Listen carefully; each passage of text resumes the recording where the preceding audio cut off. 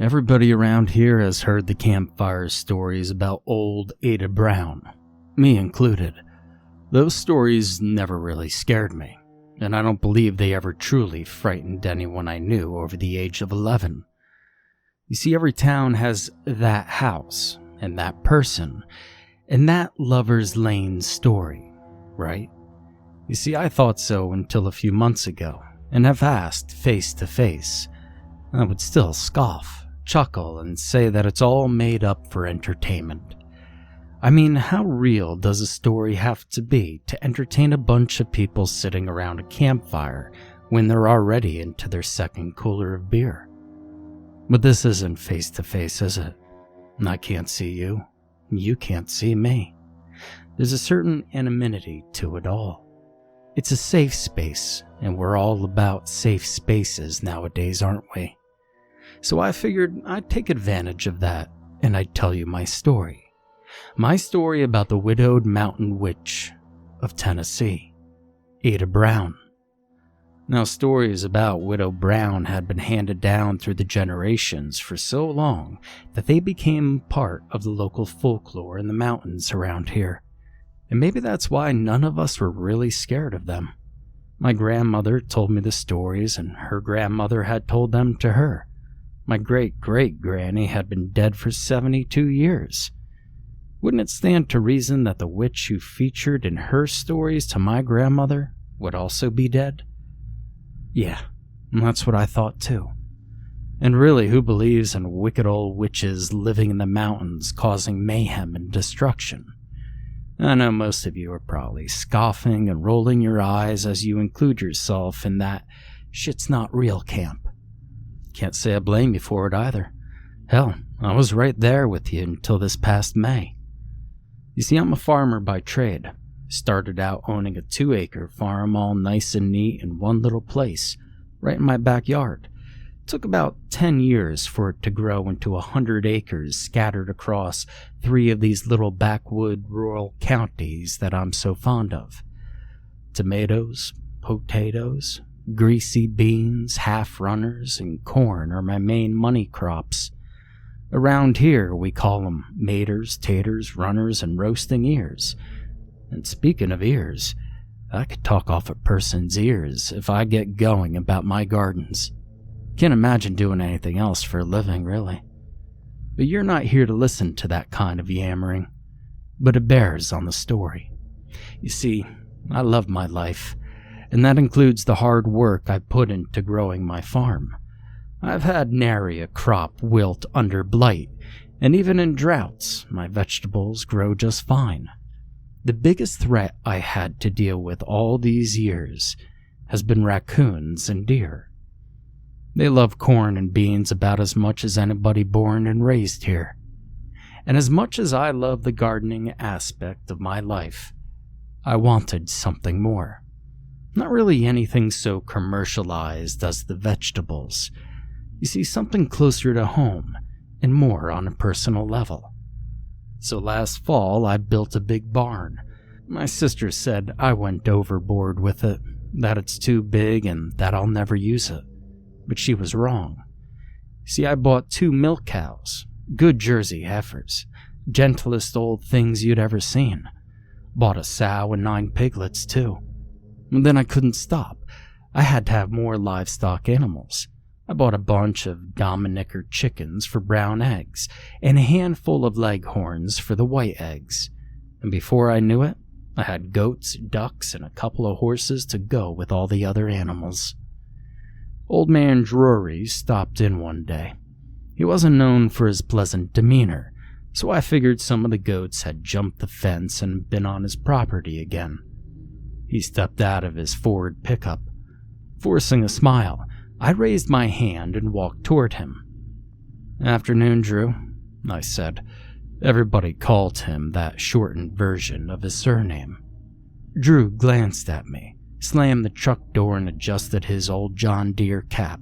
"Now I know it's afternoon, and my name's Harold." "Yes, sir, Harold. Sorry. What can I do for you?" "Well, them damn goats of yours are eating and shitting all over my yard. You see, I've done warned you what I'd do, if he didn't put a stop to it. He jerked his head toward the bed of his truck. My heart sank and my anger rose. I knew what was in the bed of that truck, and I hated Harold Drury for it.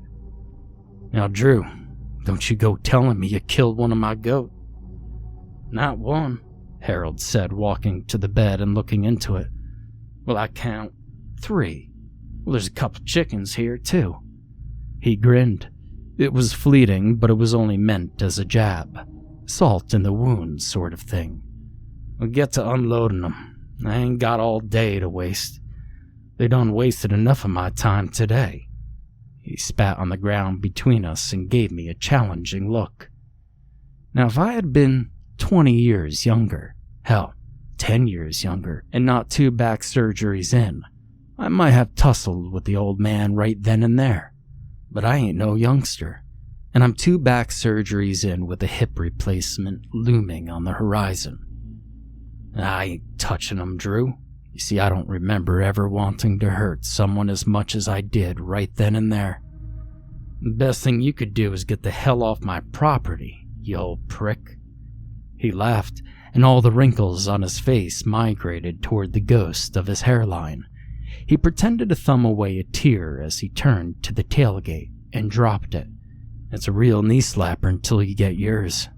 And you will, I promise you that, Drew.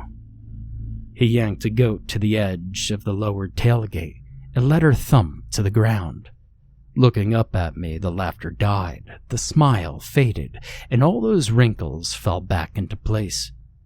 Are you threatening me, boy? Nah, Drew. It's a promise. You see, that there are 2 completely different things.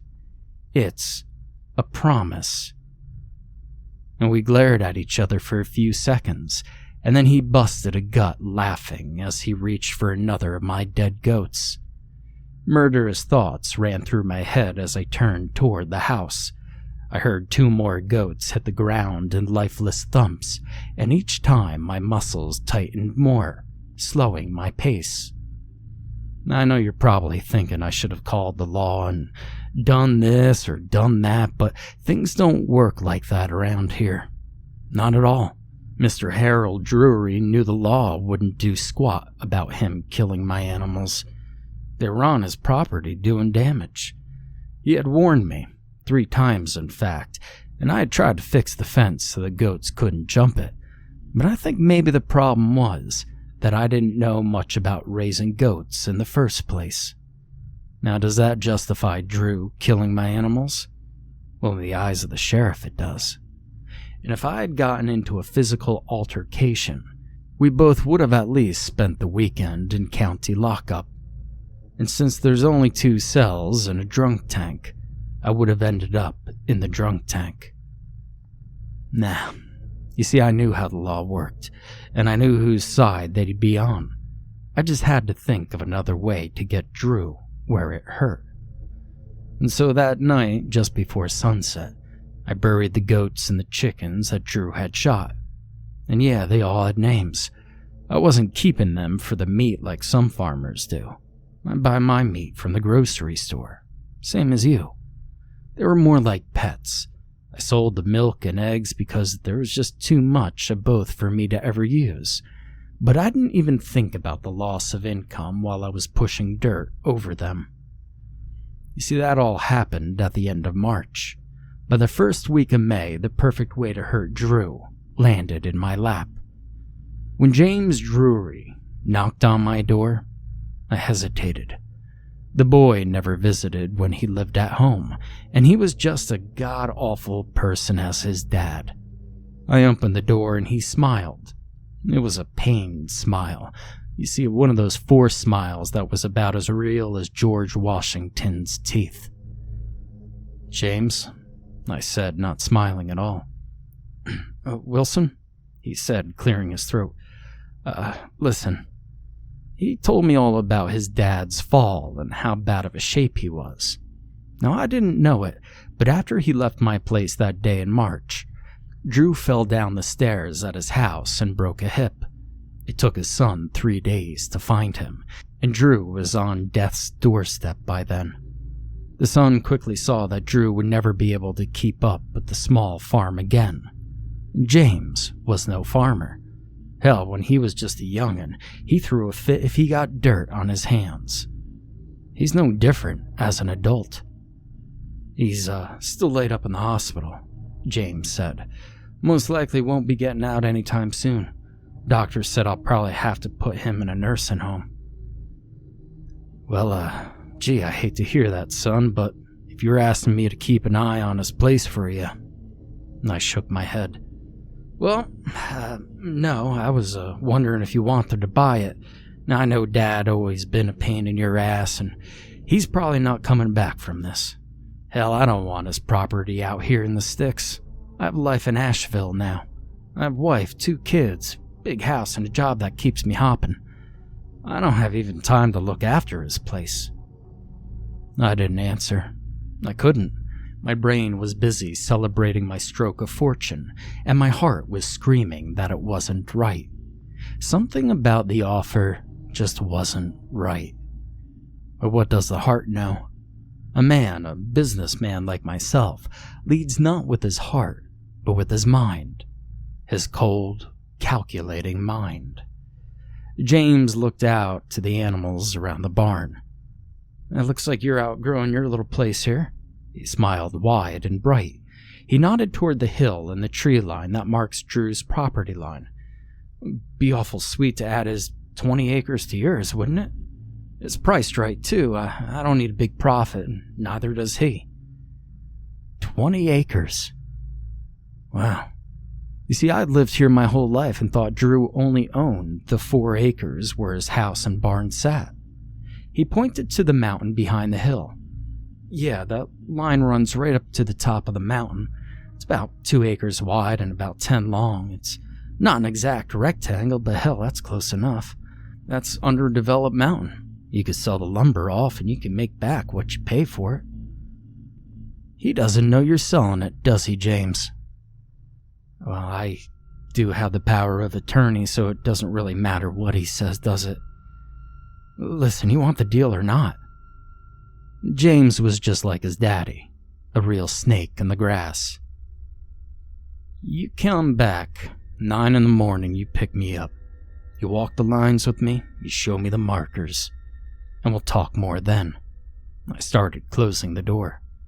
Ain't walking the damn lines. Not all the way to the ridge, I told you. No deal then.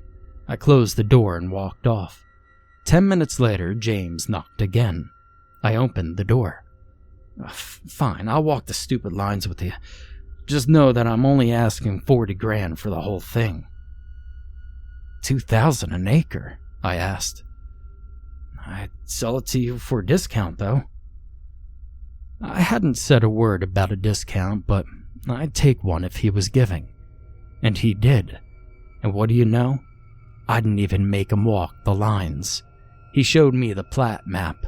The lines were clearly marked in black with the Drury properties grayed out. I bought 20 acres, a house, a small barn, what little livestock was left, 2 wells, a huge chunk of mountainside, and that damn Ford pickup for $30,000. And when I said James was as much of a snake as his daddy, hell, I meant it. I knew Drew would rather die than give up his property, and when he found out how cheap James sold it, well, 3 days after the sale was complete, my phone rang. It was Drew. He sounded sick and scared and tired plumb to his soul. He tried to get me to return his property, practically begged me. I almost felt bad for him, but now that I had the property, something inside of me wouldn't let me even think about giving it up. Drew, it's been a real pleasure doing business with your son. Pleasure talking to you, but I gotta go now. I got plans to make for all this property. You ain't never gonna survive it, he said in a hushed, warning tone. Drew, I've survived having you for a shitty neighbor all these years. The way I see it, this will feel like paradise in comparison. Well, I ain't the only one that lives there, boy. If you don't return that land to the Drury family, you'll live long enough to regret it. And that I promise. "Drew, you don't even live there anymore." And before I could pause to think about my next words, I said, "And I'm putting my goats right smack in the middle of your garden plot." And then I hung up. After I hung up, I stared at the phone like it might turn into a snake and strike at me. Had I really just said something so hurtful to an old man laid up in the hospital? An old man whose family had owned that land for over 100 years? An old man who had lost everything and had no hope of ever regaining even his dignity. Ashamed, I tried to put it out of my mind. I had a lot of work to do with the new land and all. I was going to be busy as a one-legged man in an ass-kicking contest at least until winter, and I couldn't have been happier about it. In the 3rd week of May, I started sleeping weekends at Drew's old house so I could box up the old stuff and move it out. James hadn't removed any of his or his dad's personal belongings, furniture, or appliances. And not only did I task myself with cleaning out the house, I had also fences and pens to build up on the property. The first night, I was restless. Old houses creak and groan worse than my arthritic Uncle Ray. I know these things, but for some reason, every time the house creaked, a cold chill swept right over me. I would open my eyes in the dark, hold my breath, and fight off the fear. Fear of what, though? Well, I couldn't figure out what I was afraid of. The boogeyman? A haint? See, none of that's real, and I outgrew childish fears by the time I was 12. Still, when the sun came up after that first night, I was relieved. My phone rang late that evening. It was old man Drury again. I ignored the call, put the phone in my pocket, and kept working at pounding the stakes in the ground for the first fence. The phone rang again, and then again. Old Drew blew up my phone until it was either answer or turn the thing off. I answered, and it was the same old sell it back to me spiel he gave me before. I hung up and turned off the phone. There was no way I was selling it back to him. The land was mine. Part of that awesome mountain was mine. I left it off until bedtime, and I had missed 16 calls from Drew and 3 voicemails. One message was just pure ranting, the ravings of a lunatic, I thought. But the last one chilled me. "James is dead because he sold the family farm, and you're next unless you take back the money and give up my land." I wondered how he killed his son. Calling the land a family farm was a bit overzealous. The place was no good for growing anything but weeds.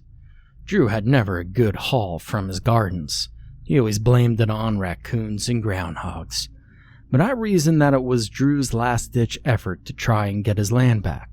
But just in case, I checked the local newspaper for recent deaths.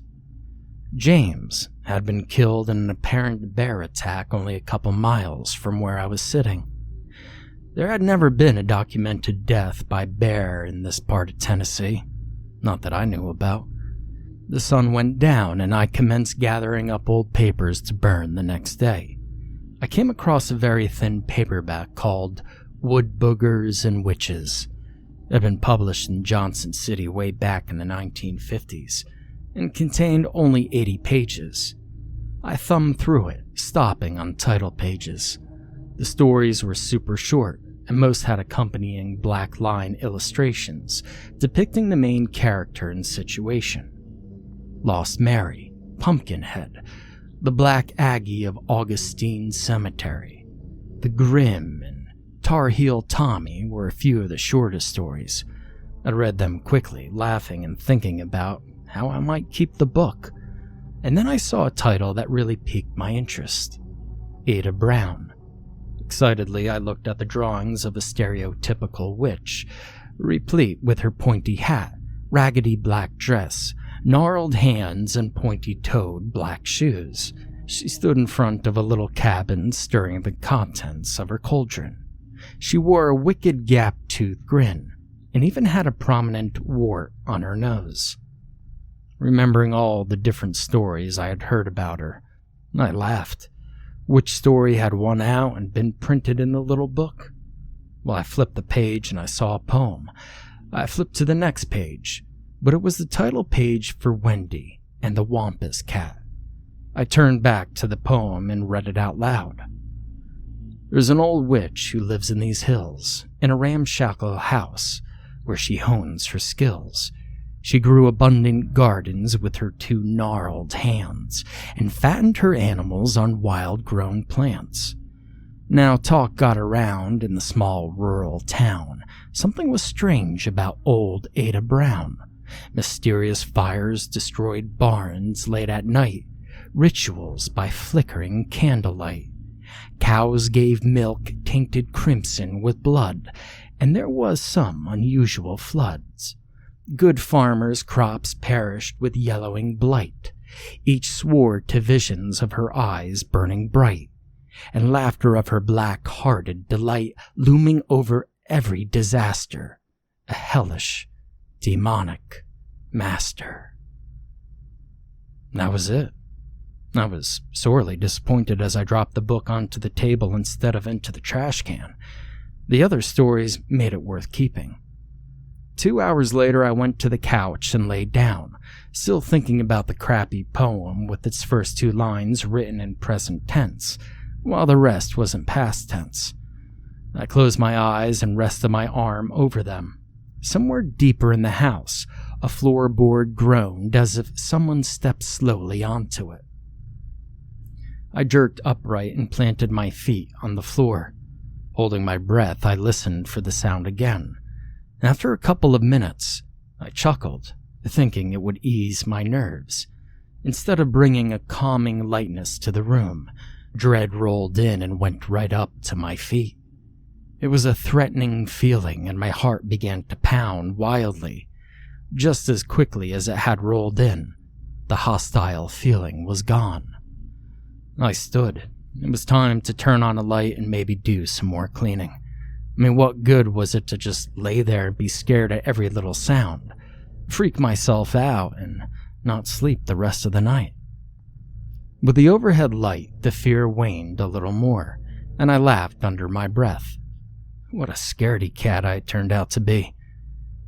Because there's an old witch who lives in these hills, I said out loud, grinning at how stupid I was being. I shook my head and picked up another stack of papers to sort through. Sick of looking at old papers, I threw them back on the table and looked up at the ceiling, trying to think of something more physical to do. The ceiling sagged in the center and had moldy spots along the north side. I'd not seen that before. I didn't understand how I could have missed it. Confused, I moved to the center of the room and followed the lines of mold outward to the wall over the window. As I looked, the mold grew bolder, thicker, and started to fall to the floor in clumps. Splat, splat, splat. I was dreaming. I had to be. Splat. I backed up. The clumps on the floor slid slowly towards each other until they touched, forming one large chunk of black and green mold. "Jeez, wake up, Wilson," I said, looking at the couch. "Time to get the hell up, man." Splat, splat. The mold fell faster and it smelled like death. It swelled to twice the size, rupturing into a burbling, stinking mess, and fuzz sprouted over its semi-gelatinous shape. I slapped my face hard enough to bring tears to my eyes, but the mold kept falling and oozing together. Tendrils floated up from the thing on the floor. I ran for the door. It didn't matter if it was only a nightmare anymore. I just wanted away from whatever was growing on the floor. The doorknob twisted, but the door wouldn't open. A distant scream grew louder and louder until it filled the room and threatened to tear open my eardrums. I fumbled at the deadbolt, and my scream mingled with the much louder, keener one, and my left eardrum ruptured as the door began to open. The doorknob jerked from my hand, and the door slammed hard enough to push through the framing. No matter how hard I tried, it wouldn't budge.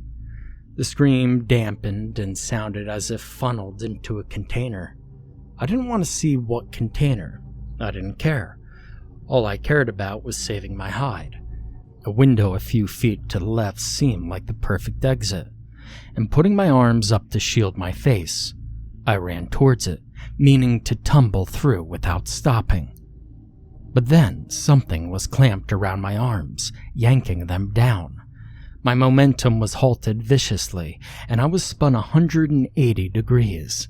I squeezed my eyes closed and babbled some plea for whatever it was to let me go, to let me live. But the rotting smell drew closer, filling my nose, my lungs, and my stomach purged itself of everything I had eaten that day. A raspy, demonic laughter morphed into the laugh of a woman. The shock of the high, sweet sound made me open my eyes, and by God, I wish I hadn't. The mold had grown into a humanoid shape with dark skin under the still materializing black of a hellish garment. The thing writhed and fought to take shape while retaining its grip on my arm.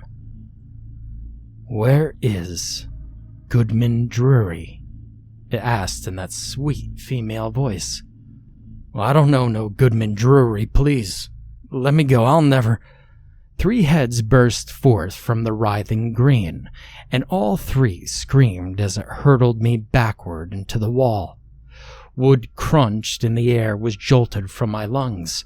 The 3 faces melted into one, but it couldn't hold its shape and was lost in the crawling, veiny mush.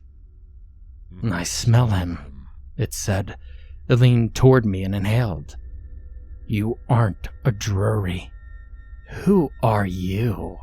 The last word turned into a snarl as it pushed closer to my face. Wilson Miller?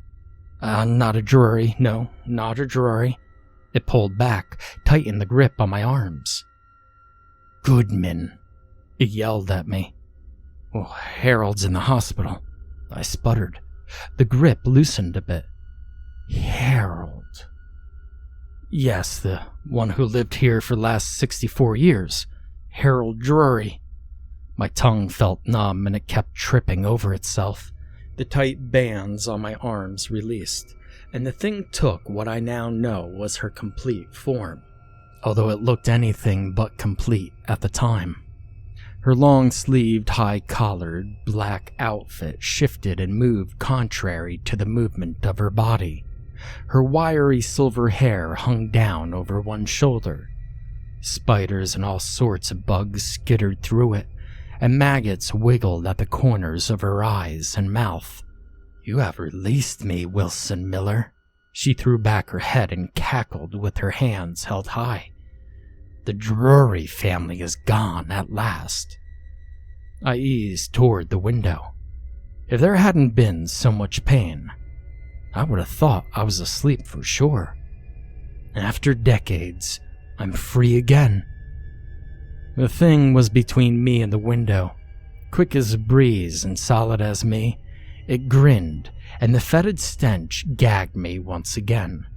The room began to spin and turn black. I was passing out. Just before I went over, the thing caught me, pressed its ragged lips to mine, and pulled away, making a loud smacking noise. "That's your reward, Wilson Miller. Pray we never meet again." Now, when I woke up, I was on the couch and there was no sign of mold anywhere. The door was pushed through the frame and stuck as hell, but otherwise the house showed no signs of what had happened the night before. Likewise, I had no bruises or broken bones. There was dried blood from my left ear to my neck, but my eardrum was healed. I left that house and I never returned. Hell, I hadn't even gone back to my own house since then except to oversee the movement of my belongings and livestock. All during the daytime. And just last week I removed the last of my animals, and I checked my garden. Everything was yellowed with blight and dying. And 2 days ago, my barn mysteriously burned in the middle of the night. There's an old witch who lives in these hills, in a ramshackle house where she hones her skills. You see, I'm certain that the thing I encountered that night was the wicked remnants of Ada Brown. I never did find out how I set her free. Harold Drury died that same week before I was recuperated enough to even think about talking to him. He told me I didn't know how to keep her. Truth is, I wouldn't want to keep her even if I knew how. Now, I'm sorry if you live down here in Tennessee and your crops are going to shit this year or any other year after, or if your barn burns down, or you're haunted by her laughter as she drifts through the shadowy forest looking for someone else's life to ruin. But if any of you possess the last name Drury, why don't you just please come forward and tend to your family duty? For the sake of all of us.